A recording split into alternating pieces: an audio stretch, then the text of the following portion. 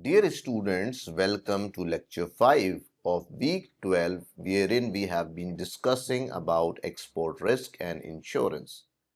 Today we will be focusing on talking about risk mitigation strategies.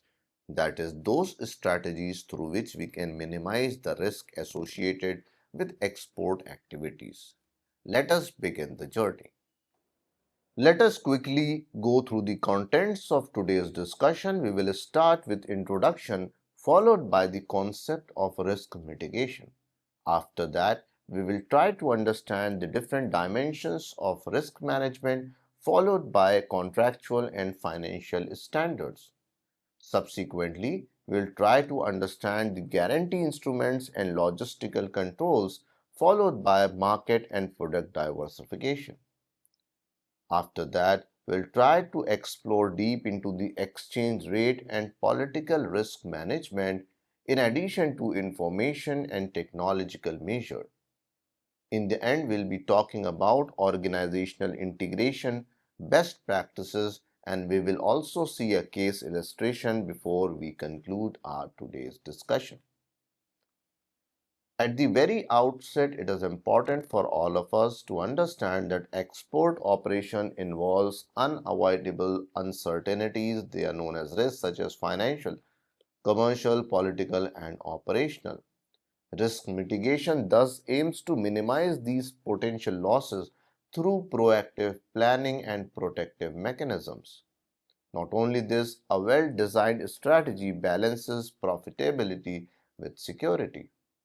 If we talk about the importance of risk mitigation, exporters must integrate risk controls across all trade stages from order negotiation to payment realization.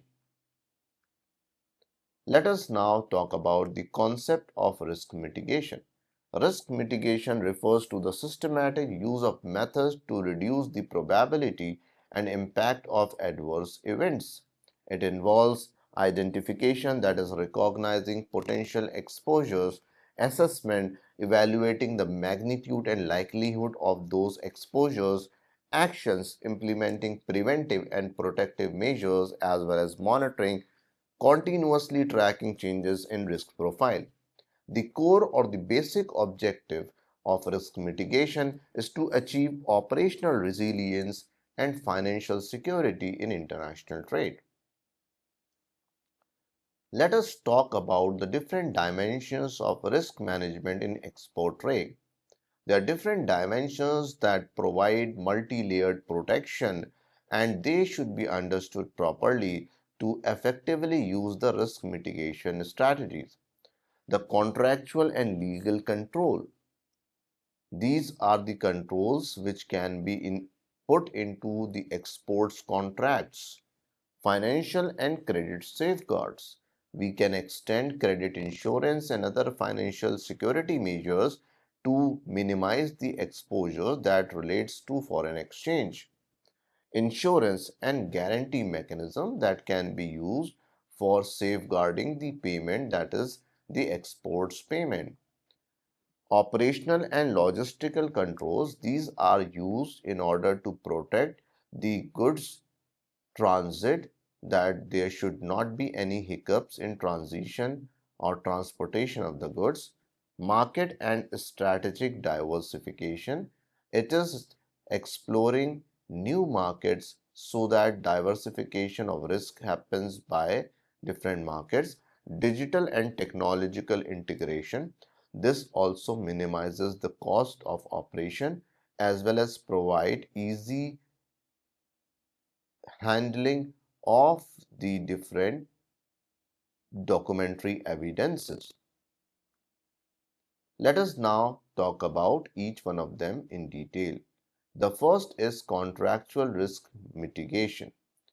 It is drafting of precise and enforceable exports contract, wherein some specification or some point should be considered, proper description of the product, quality standards and quantity of goods.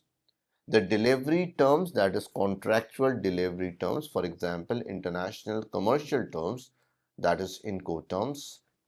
payment terms and currency of settlement, and finally arbitration and jurisdiction clauses. In addition to it, these particular contractual risk mitigation strategies, they are used internationally, and the exporters may use such type of contractual agreements that belongs to international standards such as ICC UNICITRAL, which comes under the recognized dispute resolution framework. There is also an importance of regularly reviewing contractual templates for compliance with current laws and trade policies. All these activities and actions comes under the umbrella of contractual risk mitigation strategies.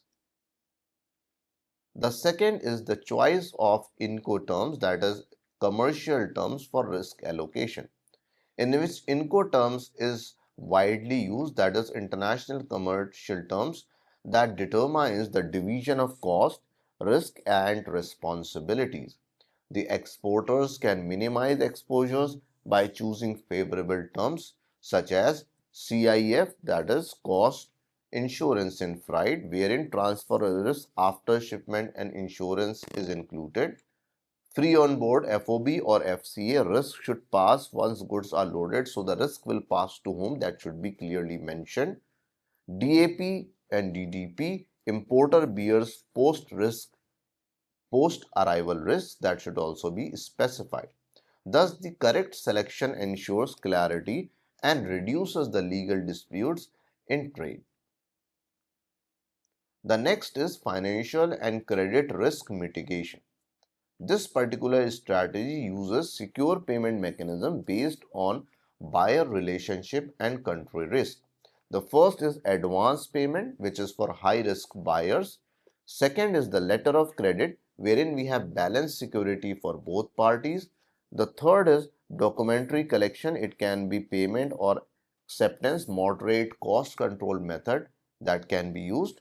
Open account, which is only for trusted partners, wherein we have already a long-term relationship between importer and exporter for a very long period of time, and there is no history of default by the buyer. The financial and credit risk mitigation strategies maintain credit insurance coverage through ECGC or equivalent institutions. They also diversify the payment instruments to minimize the concentration risk. Let us now talk about the bank-based safeguards that are available. There are different partner institutions that partner with banks offering specialized trade finance services. The use of bank-based safeguards are multiple. For example, we can have bank guarantee where performance bid or advance is to be considered. We can have standby letters of credit. They are also an instrument that facilitates safeguard measures. Then factoring or forfeiting for receivable management, export financing under Reserve Bank of India schemes for liquidity, etc. All these type of bank-based safeguard measures strengthens exporters' financial stability during uncertain trade cycles. Let us now talk about insurance and guarantee instruments. Insurance and guarantee instruments include the transfer of residual risk to insurers and state-backed agencies.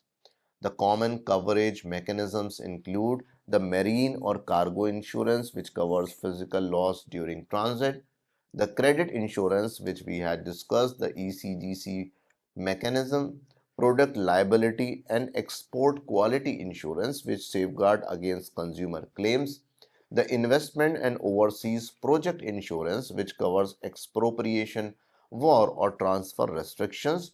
Thus, the insurance and guarantee instruments transform uncertain loss into manageable premium expenses, which gives benefit to export competitiveness and safeguard and minimizes the losses that can occur.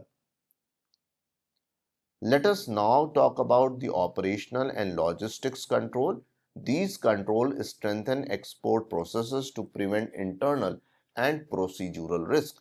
These includes using standardized documentation aligned with the aligned documentation system as well as EDI systems, It also includes maintaining quality assurance certifications such as by ISO or Bureau of International Standards, etc.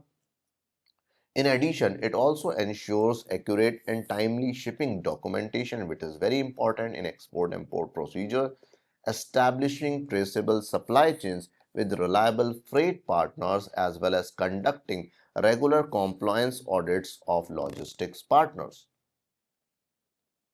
Let us now try to focus on market and product diversification.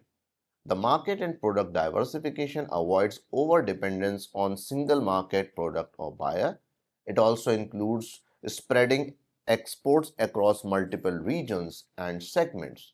The market and product diversification develop alternative product lines responsive to changing global demand. It also includes participation in trade fairs, buyer-seller meets, and digital marketplaces. Not only this, with the help of market and product diversification, we can build long-term relationships to stabilize order flow across market cycles. Let us now try to explore into the exchange rate risk management. We all know that currency volatility across different countries directly affects export margins and competitiveness. Therefore, using financial instruments to manage exposures becomes very important. The first is the forward contracts where we lock exchange rate for future received. It means the exchange rate is determined today and based on that exchange rate the money will be transferred in the future. The second is options and swaps. They are used to protect against unfavorable movements. The third is natural hedging, which is to balance import and exports in same currency. And the fourth is multi-currency invoicing, where negotiable stable invoicing currencies are used. Exchange rate risk management align the hedging policy with overall treasury management strategy, which provides safeguard through the exchange rate fluctuations happening in the market. Dear students, let us now try to explore the most important one, that is political and country risk mitigation. It is related to the regular monitoring of the country risk ratings from different institutions such as ECGC, World Trade Organization, and International Monetary Fund.